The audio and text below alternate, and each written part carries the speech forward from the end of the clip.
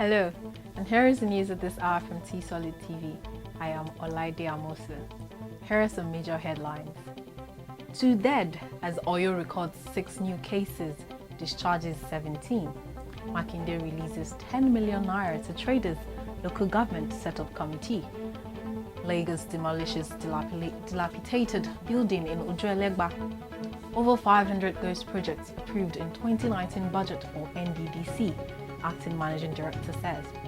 Italians celebrate lockdown end with ice cream. Igalo set for United exit as Chinese club reject loan extension. Now the news in details. Oyo State has recorded 6 new cases of COVID-19. This was revealed by the governor, Engineer Seyi Makinde, in his COVID-19 update for May 26th. The governor also revealed that 2 out of the 6 new cases have passed away, bringing the total number of COVID-19 related deaths in the state to 6. According to him, 1 out of the 6 new cases is from Akesan experiences and Ibadan Southwest, Ibadan Southeast, Surulere, Ido, and Egbeda local government areas also have 1 case each. 17 confirmed COVID-19 patients have also received their second negative test results and have been discharged. This brings the number of discharged cases in Oyo State to 75. Less than 5 months after the popular Akesan market in Oyo town was razed by an early morning inferno, Governor Seyi Makinde has released the sum of 10 million naira to traders who lost their wares. This is just as the caretaker chairman of Oyo East local government, who announced the gesture, has set up a committee for the distribution of the money to ensure transparency. The local government has been building the market to ultra-modern standard. The Lagos State government has demolished a dilapidated building located in Ojo area of the state. This followed a distress call by residents of the area after the balcony collapsed. We gathered that the building, which was empty, had initially been marked for demolition before it became occupied by illegal squatters numbering about 30. Residents said, aside illegal squatters creating menace in the neighborhood, the building itself had become dangerous to those who live around it.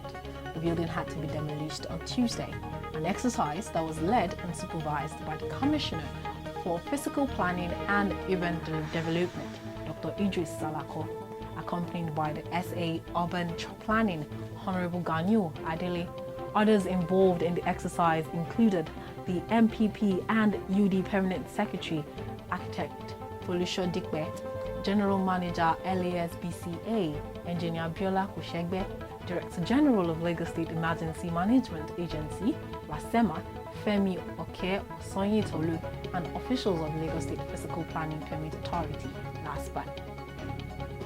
The Kaduna State government has extended the lockdown imposed on the state to contain the spread of the coronavirus for another 2 weeks, starting from June 1st, 2020. The Deputy Governor, Dr. Hadiza Balarabe, made the announcement in a broadcast to residents on Tuesday. Balarabe also noted that the 2-day lockdown relaxation window remains Wednesdays and Thursdays, but from June 1st, the relaxation window will be extended to 3 days to include Tuesdays.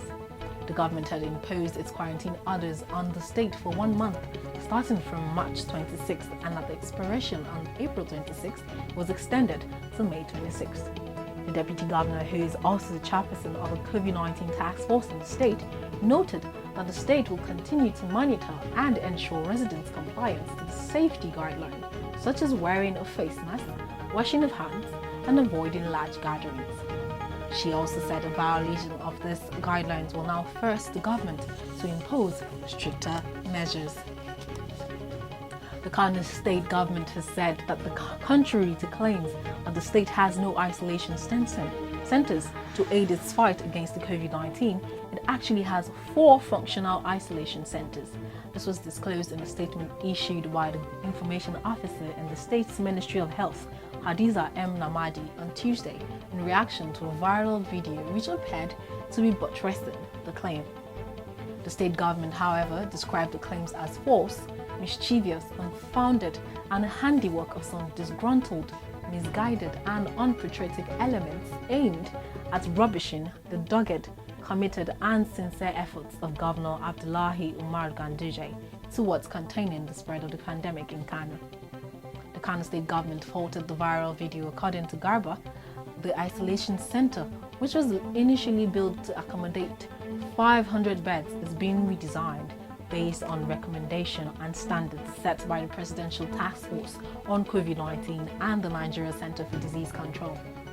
He said while the project is being reviewed and installation works continue, 218 out of the 500 beds planned for the center were deployed to other new centers as follows: renovated Abubakar Imam Urology, Douala Isolation Center, and Karfi Sports Institute, while the remaining were retained at the Sani Abacha Isolation Center.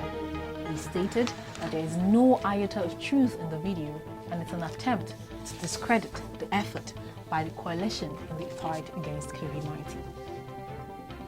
The Imo State Police Command has arrested 82-year-old Theophilus Okere, a retired Director General of Imo State Broadcasting Corporation, for allegedly killing his wife, Mrs. Beatrice Okere, in Imerinwe community within the Ngokbala local government area of Imo State.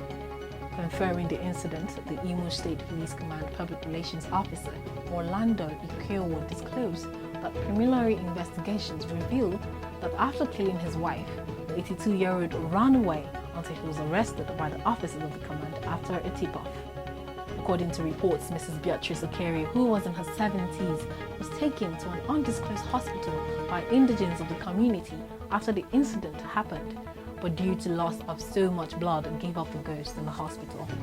However, the Imo State Commissioner of Police, Isaac Akimoyede, said investigation is ongoing to ascertain if the man committed the heinous crime and should be charged to court in due time. The acting managing director of the Niger Delta Development Commission, NDDC, Professor Kemi Baridikomo Pandey, has alleged that the agency's 2019 budget was padded with about 500 non-existing projects. Professor Pandey, who spoke to journalists in Port Harcourt, explained that a huge amount of money was appropriated for bogus projects. He was reacting to allegations of corruption leveled against the Commission's interim management committee. Pandey, a professor of medicine at the Niger Delta University, was appointed by Buhari in February 2020. You'd recall that President Buhari ordered a forensic audit of the operations of the NDDC in October 2019. The presidency says that there is no iota of truth in the allegations that President Muhammadu Buhari has upturned about 115 memos and reversed some appointments made by the late Chief of Staff, Malam Abba Kyari. In a series of tweets on his official handle late Tuesday, presidential spokesman Garba Shehu said there is no grain of truth in these reports and wants Nigerians to ignore the insinuations behind them. Mr. Shehu said the president will never cede to anyone else the power and trust given to him by the Nigerian people. On Sunday, one of the major newspapers in Nigeria had published a report claiming that President Buhari may have directed his new Chief of Staff, Professor Ibrahim Gambari, to cancel all appointments and approvals made by Kyari without his permission. And on the foreign scene, Italians have been celebrating the end of the coronavirus lockdown with one of their favorite treats, artisanal gelatos. After a long period spent at home, many have chosen to cool down with an ice cream even during the week. At lunchtime, Agriculture Group Carl Diretti said in a statement, the country's 39,000 gelato shops, which employ about 150,000 people and post annual sales of 2.8 billion euros, equivalent to 3.1 billion US dollars, were being saved by people's desperation to spend time outdoors after almost 3 months inside.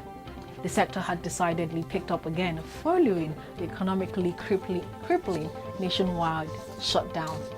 Nearly 240 tons of ice cream were consumed last weekend alone in Rome and along the Lazio coastline, but cones were being licked up and down the country in cities and seaside resorts alike. Around 300 people were arrested across Hong Kong on Wednesday as sporadic protests over a controversial new national security law were met by a massive police presence and zero-tolerance approach, with pepper spray, kettling and searches used to quickly contain any potential unrest. Riot police detained and arrested dozens of people in the busy shopping area of Causeway Bay and Central, the city's main global business hub, during scattered and seemingly spontaneous protests over the law, which critics say threatens basic political freedoms and civil liberties. Multiple protesters could be seen wrestled to the ground by police, and pepper spray and pellets were fired into crowds gathered in densely populated areas. Arrests were also made in Mongkok, in Kowloon, and the police said. Earlier, protests aimed at stopping lawmakers from debating a separate but also controversial national anthem bill had been foiled by a huge police presence outside the legislature. Lawmakers have begun the second reading debate of that law, which will make it a crime punishable by up to 3 years in prison to insult China's national anthem. And moving to the exciting world of sports, Nigerian striker Odion Ighalo could be on his way out of Manchester United after his parent club, Shanghai Shenhua, rejected the Old Trafford side's request to keep him for another 3 months. Ighalo, who's 30, joined United on the January transfer deadline day this year and has won many hearts with his display, which has seen him scoring 4 goals in 8 matches. United signed the former Watford striker in a 6-month loan deal for $3 million following an injury to English star Marcus Rashford.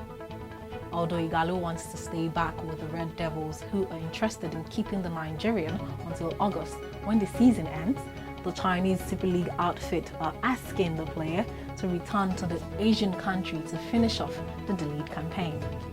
With contract talks stalled and pending a late breakthrough, Ighalo may have played his last match for Ole Gunnar Solskjaer's team as his loan deal elapses on Monday, May the 31st. And 2019-20 season in the top 2 tiers of English women's football was called to an end on Monday by the Football Association, but no decision has yet been made on how final standings will be decided. The FA Women's Super League and Women's Champions Board has been in regular consultation with clubs and key stakeholders from across both leagues to identify the most suitable and appropriate way to conclude the 2019-2020 season and to give clubs and players the clarity and support they need at this time. The cost involved in providing testing kits to complete the season was a major hurdle for even the top level of the women's game to overcome. Manchester City led the Super League when the season was called to a halt in March due to the coronavirus pandemic. However, Chelsea will be crowned champions if the points per game formula applied in several men's leagues across Europe is applied. The Blues were just a point behind City at the top of the table and had played 1 game less. At the other end of the division, Liverpool could be relegated as they ended the season bottom of the 12-team league. Brighton and former England manager Hope Powell believes Liverpool should be saved from the drop by the possibility to extend the league to 13 teams next season. Aston Villa finished the season 6 points clear at the top of the championship. And with that, we've come to the end of the news, a recap of the major headlines. 2 dead as Oyo records 6 new cases, discharges 17. Makinde releases 10 million naira to traders, local government set-up committee. Lagos demolishes dilapidated building in Ojo-Elegba. Over 500 ghost projects approved in 2019 budget for NDDC, says acting managing director. Italians celebrate lockdown end with ice cream.